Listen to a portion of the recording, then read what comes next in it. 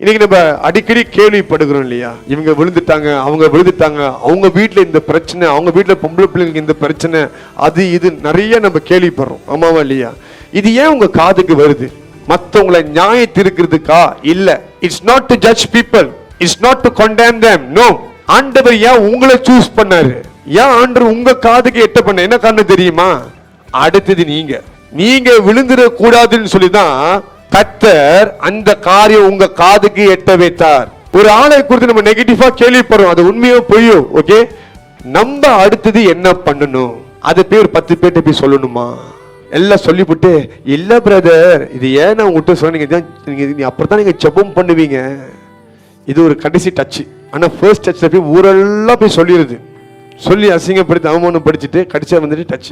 அதுக்காக இல்ல. கர்த்தர் ஏன் உங்க காதுக்கு எட்ட வைத்தார்னா, வெரி ஃபர்ஸ்ட் திங் உங்களுக்கு எச்சரிப்பு. அப்படின்னா சாத்தான் உங்களை லிஸ்ட்ல வச்சுட்டான்னு அர்த்தம். இன்னைக்கு நிறைய காரியத்தை நீங்க கேள்விப்படுகிறீங்க. Some becomes an information for you, a knowledge for you, okay.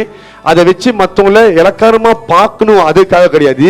நீங்க சரியா நடக்கணும். இன்னைக்கு வேதத்தை நம்ம பார்க்கிறோம், சாலமன் ராஜாவை பார்க்கிறோம், தாவீது விழுந்த பாவத்தை நம்ம பார்க்கிறோம், மோசேயோட பாவத்தை பார்க்கிறோம். இதெல்லாம் பார்க்கும் பொழுது அவங்க நியாயத்திற்கிறதுக்காக கிடையாது, நம்ம அந்த பாதையில் போய் விழுந்துடக்கூடாது என்று சொல்லிதான். அப்ப மற்றவங்க கதை வாழ்க்கை நடக்கிற காரியங்கள் நமக்கு ஒரு எச்சரிப்பு.